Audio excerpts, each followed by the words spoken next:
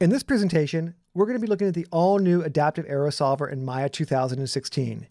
The Aero Solver provides the ability to create awesome atmospheric effects such as smoke and fire, mist. In this example, we're going to be using it to generate some smoke trails behind the laser blasts of this robot as he tries to take out our hero character. So the first thing that we're going to do is go ahead and grab a couple of objects that we want to be emitters in our new Aero Solver. And we'll grab those in our outliner. So I'm going to grab the 3 fireballs that are parented underneath the laser blasts, jump up to the Bifrost menu, and simply tell it to create an arrow. By doing it in this order and having those objects selected when we created the arrow, they're automatically added in as emitters. So the next thing that we want to do is we want to add in some collision objects. This background rock right here and this background wall need to interact with those blasts. So we're going to grab both of those guys, as well as our arrow container, jump up to our Bifrost menu, and just simply say Add Collider. So now that we've done that, the next thing that we're going to do is we're going to go ahead and just grab our arrow container, go to the attribute editor, and start modifying some of the parameters on this. So the first thing we're going to do is set that start frame to frame 880, which is the beginning of our animation here. The next thing that we need to talk about really quickly is the master voxel size. This is the size of the actual flip simulation. Keep in mind that the flip simulation is independent from the render particles. It advects its information onto the render particles. So what this means is you can have low resolution simulations transporting their information onto high resolution render particles. It's kind of similar to the liquid simulation guided workflow that we saw earlier, where you can have low resolution simulations driving high resolution particles. So let's go ahead and put that down to a value of 0.05. And with that done, we can just start our simulation. So Maya is going to take the information and send it to Bifrost to be calculated. You can see that first bar doing that. Bifrost background processes that and then starts to send it back into Maya, the results back into Maya in the form of this scratch cache. Now this is a pretty interesting scene because this is a file that the old school traditional Maya fluids would have a hard time with. It's a really large computational area that we're dealing with. It's got to have high quality. The objects are moving fast. So these are things that the old Maya fluid solver would really have a hard time with, that the Aero solver inside of Bifrost really excels at. So you can see what we have here are the actual render particles that are being displayed in our viewport. And there's a couple problems right off the bat that I want to address. So you'll notice that there's some stepping happening here. We're not really getting a nice solid trail as these guys move along.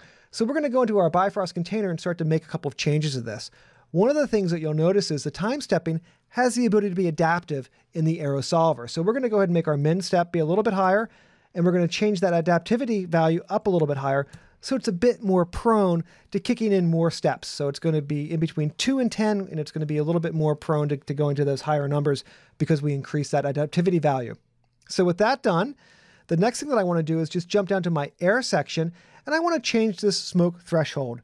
This determines where the gas is. So I'm going to make this be a little bit lower. It's going to make the gas, this stuff kind of hang out a little bit longer. And we'll play this back one more time.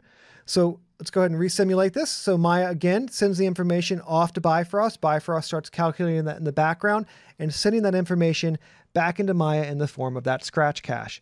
So by making a couple of those changes or modifications to our scene, you can see that we now have a much nicer look to these guys.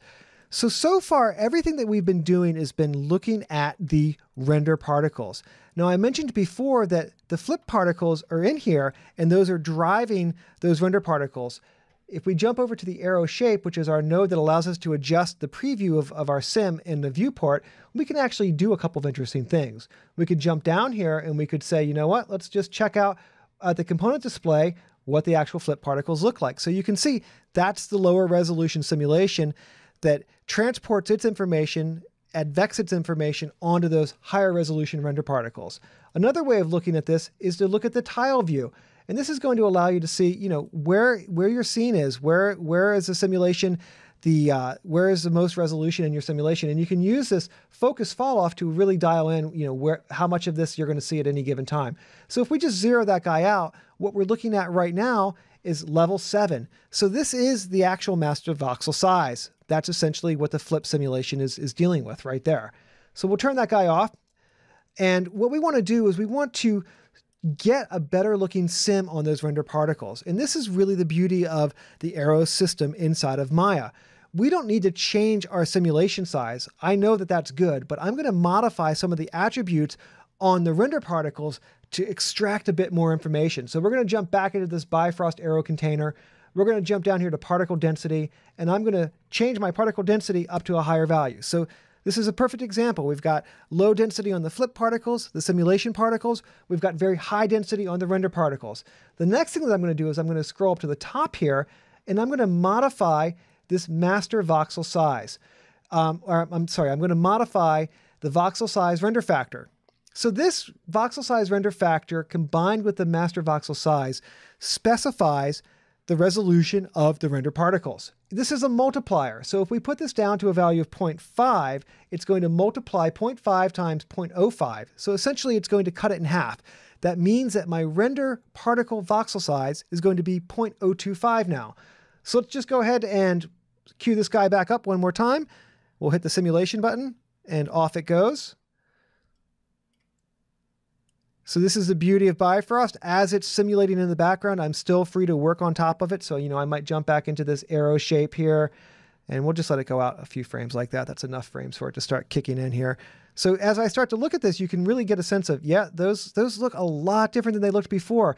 It's the same flip simulation, but we're just getting a different look to the render particles because of those modifications that we made. So as this kind of scrubs through here, you get this really detailed look to this very cool effect to these guys. When they come in here and start to interact with this rock, again, it's going to look really, really sweet. So let's go ahead and just jump over to our particles, our shape tab, and let's change some of these parameters here. So up until this point, we've just been looking at the render particles. I'm going to just go ahead and shrink those guys back down. I'm actually going to turn on the voxel display because the voxels are what we would actually end up rendering inside of Mental Ray. So let's just look at how we can visualize the render settings before we even commit to a software render in Viewport 2.0. So we'll go to that Bifrost Aero material. I'm just going to overdrive this guy pretty high. We'll put it up to like a value of like 30. It's really going to crank those guys up really high. And with that done, I can go and start to increase my shadow. I want to get, some nice dark shadows in that area. I might want to go in here and maybe turn off the display of those particles. We don't really need to see those guys. And then we can jump back in here and continue to modify this. So if we just increase the absorption intensity of this guy, I'm going to darken these guys up a little bit, maybe give it a little bit more scatter, on the internal volume of that as it kind of comes in. But you get this really nice, high quality display directly inside of Viewport 2.0 before we even commit to doing a software render. So these are a couple of the things that make working with the Aero system inside of Maya just a lot of fun. It's just a really pretty awesome tool. So let me go ahead and bring up a QuickTime movie to show you what this looks like when it's all rendered out. So let's just jump over here. So this was rendered out in Mental Ray. So this is showing some atmospheric effects done with Aero. It's showing the blast trails, again, done with Aero. There's a little bit of rock hit here, a little bit of explosion happening there. Then we've obviously got that liquid simulation happening with the foam model on top of it. So those are a couple of examples of how we can work with the new Aero system inside of Maya 2016.